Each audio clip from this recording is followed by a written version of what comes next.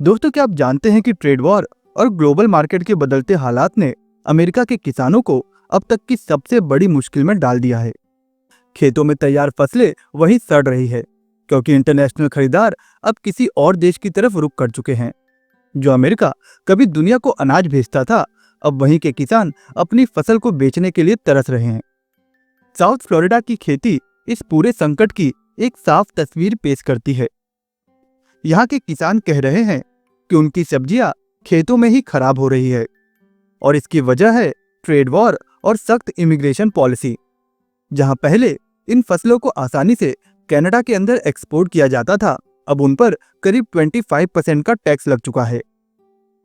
दूसरी तरफ मैक्सिको से आने वाले टमाटर भी खुले तौर पर बाजार में बिक रहे हैं, जिससे फ्लोरिडा के किसानों की कमाई और भी घट गई है। सबसे बड़ा झटका उन्हें लेबर की कमी से लगा है। इमिग्रेशन कानून की वजह से अब बहुत से माइग्रेंट वर्कर खेती वाले इलाकों में जाने से डरते हैं। नतीजा, खेतों में फसलें तैयार हैं, लेकिन उन्हें काटने वाला कोई नहीं है। कई राज्यों में फसलें रातों रात खराब हो रही हैं। एक समय था जब अमेरिका को दुनिया का अन्नदाता कहा जाता था, लेकिन आज हालात ऐसे हैं कि उसके अपने किसान ही सबसे बड़ी मुश्किल में हैं। एक समय था जब अमेरिका की गेहूं इंडस्ट्री पूरी दुनिया पर राज करती थी, लेकिन अब हालात ऐसे हैं कि उसकी मार्केट वैल्यू गिरती जा रही है। सिर्फ 20 साल पहले जो देश वर्ल्ड एक्सपोर्ट का करीब 26% संभालता था, आज उसकी हिस्सेदारी सिर्फ 11% रह गई है। कभी ये आंकड़े करीब 44% तक भी पहुंचा था और अब वही अमेरिका ग्लोबल गेहूं मार्केट में पिछड़ता जा रहा है। लेकिन ये सिर्फ एक कंपटीशन की बात नहीं है, ये एक बड़े भरोसे की टूटने की कहानी है। एशियाई देशों ने जो कभी अमेरिका से गेहूं खरीदने पर निर्भर रहते थे, अब दूसरी राह पकड़ चुके हैं।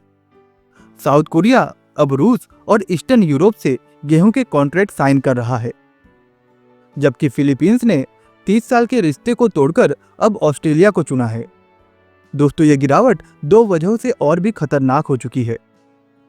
एक तो ट्रेड वॉर की वजह से दूसरे देशों ने टैरिफ बढ़ा दिए हैं, और दूसरा इमिग्रेशन पर सख्ती की वजह से खेतों में काम करने वाले वर्कर्स अब गायब हो चुके हैं। इस डबल प्रेशर ने अमेरिकी किसानों को बिल्कुल अकेला छोड़ दिया है। लोकल रिपोर्ट्स कहती है कि साउथ फ्लोरिडा के किसान अब खुलेआम कह रहे हैं कि अब हालात कंट्रोल से बाहर हैं। खेतों में फसल सड़ रही है और वो इसका जिम्मेदार ट्रेड वॉर और इमिग्रेशन पॉलिसी को मानते हैं। जिस चाइना ने कभी अमेरिका से सबसे ज्यादा अनाज खरीदा, अब वही उसका सबसे बड़ा मुकाबला बन चुका है। कभी अमेरिका और चीन की पार्टनरशिप को वर्ल्ड ट्रेड का पिलर कहा जाता था, लेकिन अब वही रिश्ता पूरी दुनिया की कृषि व्यवस्था को बदलकर रख चुका है। चीन जो पहले अमेरिका से भारी मात्रा में गेहूं, मक्का और सोयाबीन खरीदता था, आज उसने लगभग हर कैटेगरी में अमेरिकी अनाज खरीदना बंद कर दिया है। और ये कोई अचानक हुआ फैसला नहीं था। इसकी शुरुआत हुई थी कुछ साल पहले, जब अमेरिका ने चीन पर पहली बार ट्रेड टैरिफ लगाए। जवाब में चीन ने अमेरिकी एग्रीकल्चर प्रोडक्ट को खरीदने पर रोक लगा दी थी। नतीजा ये हुआ कि अमेरिकी एक्सपोर्ट में करीब 53% तक की भारी गिरावट आई। अब आप सोचिए, दुनिया में जितनी सोयाबीन बिकती है, उसमें से करीब 60% अकेले चीन खरीदता है। गेहूं और मक्का का भी करीब 35% हिस्सा वहीं जाता है। ऐसे में जब इतना बड़ा खरीदार अचानक मार्केट से हट जाए, तो वो झटका सिर्फ एक देश को नहीं, बल्कि पूरी सप्लाई चेन, प्रोसेसिंग और ट्रेड रूट को हिला देता है। दोस्तों, ये बदलाव सिर्फ नंबरों तक सीमित नहीं है, ये भरोसे के टूटने की कहानी है। अमेरिका जो कभी फूड सुपर पावर कहलाता था, अब उस भूमिका के लिए संघर्ष कर रहा है। खेत वही है, टेक्नोलॉजी वही है, किसान भी वही है, लेकिन अब सबसे बड़ा ग्राहक गायब है। इसका एक असर ये भी हुआ है कि अब सस्ते दामों पर वही अनाज एशिया के छोटे देशों की तरफ शिफ्ट हो रहा है। वियतनाम, थाईलैंड और मलेशिया जैसे देश अब अमेरिका से सप्लाई तो ले रहे हैं, लेकिन इसकी कीमत काफी कम हो चुकी है। इससे किसानों की इनकम पर सीधा असर पड़ा है। पहले जहां किसानों को एक बड़ी डील से मुनाफा होता था, अब उसे छोटे छोटे देशों के लिए कंपटीशन झेलना पड़ रहा है, और वो भी घटते दामों के साथ। दूसरी तरफ चीन ने भी अपनी स्ट्रेटेजी बदल ली है। अब वो रूस, ब्राजील और अफ्रीका जैसे देशों से गेहूं और सोयाबीन खरीदने लगा है। वो अपने फार्मिंग नेटवर्क को और भी मजबूत कर रहा है ताकि लंबे समय तक उसे अमेरिका पर निर्भर न रहना पड़े। वहीं एक खास बात यह भी है कि एक समय अमेरिका दुनिया को अनाज सप्लाई करता था, लेकिन आज भारत भी उस खाली जगह को तेजी से भर रहा है। ग्लोबल मार्केट में जहां अमेरिका की पकड़ ढीली पड़ रही है, वहीं भारत एक मजबूत विकल्प बनकर उभर रहा है। खासकर गेहूं और चावल के एक्सपोर्ट में भारत ने अपनी दमदार मौजूदगी दर्ज की है। हाल ही में भारत ने करीब $2.32 बिलियन का गेहूं एक्सपोर्ट किया, जिससे वह दुनिया का 10वां सबसे बड़ा गेहूं एक्सपोर्टर देश बन गया है। ये सिर्फ आंकड़े की बात नहीं है, ये एक नई ताकत के उभरने की कहानी है। अमेरिका और यूरोप जैसे पारंपरिक सप्लायर्स जहां ट्रेड वॉर, क्लाइमेट क्राइसिस और लेबर शॉर्टेज जैसी चुनौतियों से जूझ रहे हैं, वहीं भारत अपने एग्रीकल्चर नेटवर्क को तेजी से आगे बढ़ा रहा है। भारत की खासियत सिर्फ सस्ते अनाज तक सीमित नहीं है, उसकी जियोग्राफिकल पोजीशन, जलवायु और बड़े पैमाने पर उत्पादन की क्षमता उसे एक भरोसेमंद सप्लायर बना देता है।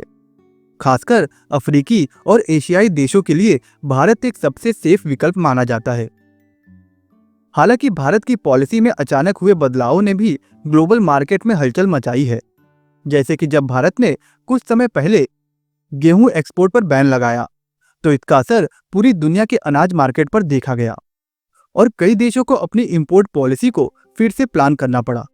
इससे एक बात साफ हो गई कि आज की दुनिया में कोई भी सप्लायर स्थायी नहीं है और सप्लाई चेन पल भर में बदल सकती है। फिर भी अमेरिका की जगह भारत जैसे देशों का आगे आना एक बड़े ग्लोबल ट्रेंड का इशारा करता है। अब एशिया के प्रोड्यूसर, चाहे वो भारत हो, वियतनाम हो या थाईलैंड, दुनिया के अनाज मार्केट में तेजी से अपना मार्केट शेयर बढ़ा रहे हैं। और यह बदलाव सिर्फ कीमतों की वजह से नहीं हो रहा, यह भरोसे और स्थिरता यानी कि रिलायबिलिटी की वजह से भी हो रहा है। कभी अमेरिका की फसलें एशिया के बड़े बड़े देशों की पहली पसंद थी। जापान, साउथ कोरिया, फिलीपींस जैसे देश अमेरिकी गेहूं, मक्का और सोयाबीन के भरोसे थे, लेकिन अब हालात पूरी तरह से बदल चुके हैं। आज एशिया के खरीदार सिर्फ व्यापार नहीं बदल रहे, वो अपनी सोच भी बदल रहे हैं। अब ये बात भरोसे की है।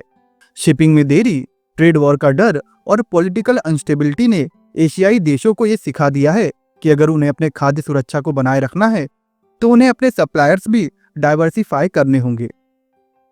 आज जापान और साउथ कोरिया जैसे पारंपरिक खरीदार भी अमेरिका से कुछ गेहूं लेते हैं, लेकिन साथ ही रूस, ब्राजील और ब्लैक सी रीजन जैसे नए विकल्प की ओर तेजी से बढ़ रहे हैं। 2024 और 2025 की शुरुआत में ही अमेरिका में चैप्टर 12 यानी कि फार्मर स्पेसिफिक बैंकरप्सी काफी तेजी से बढ़ रहे हैं। 2024 में पिछले साल के मुकाबले करीब 55% ज्यादा किसान दिवालिया हुए और 2025 में यह आंकड़ा और भी बढ़ने के संकेत दे रहा है। सिर्फ 2025 की पहली तिमाही में ही करीब 261 किसान दिवालिया हो चुके हैं, जो पिछले साल की तुलना में करीब 13% अधिक है। अकांसेस जैसे राज्य अकेले अमेरिका के 25% से ज्यादा दिवालिया मामलों के केंद्र बन चुके हैं। वहीं फ्रेशनो काउंटी में बिजनेस बैंकरप्सी में करीब 65% का इंक्रीज देखा गया है, और वो भी सिर्फ एक साल में। इन आंकड़ों के पीछे कई बड़े कारण छुपे हैं, जैसे कि लगातार बढ़ते इंटरेस्ट रेट, चीन की मांग में गिरावट और ट्रेड वॉर के चलते सप्लाई चेन का टूटना, और सबसे बड़ी बात बिक्री का ठप होना। बैंकों और फार्मर लैंडर्स भी अब इस संकट को महसूस कर रहे हैं। 2025 के मिड तक ही करीब 259 चैप्टर 12 केस दर्ज हो चुके हैं, और एक्सपर्ट्स का मामला है कि ये संख्या साल के अंत तक रिकॉर्ड स्तर को छू सकती है। आज जो क्राइसिस दुनिया के कई हिस्सों में देखा जा रहा है, वो किसी एक देश या मौसम की गलती नहीं है, बल्कि पूरे एग्रीकल्चर ट्रेड सिस्टम की गहराई में हो रहे बदलाव का इशारा है। एक तरफ कुछ रीजन्स में फसलें खेतों में ही खराब हो रही हैं, वहीं दूसरे और पुराने एग्रीकल्चर एरियाज में किसानों को भारी फाइनेंशियल प्रेशर का सामना करना पड़ रहा है। कहीं पर एक्सपोर्ट मार्केट टूट गए हैं, तो कहीं पर नए खरीदार नए सप्लायर्स की तरफ बढ़ रहे हैं। दोस्तों, ये सारे सिग्नल दिखाते हैं कि ये कोई नॉर्मल मार्केट फ्लक्चुएशन नहीं है, बल्कि एक सिस्टम लेवल का शिफ्ट है।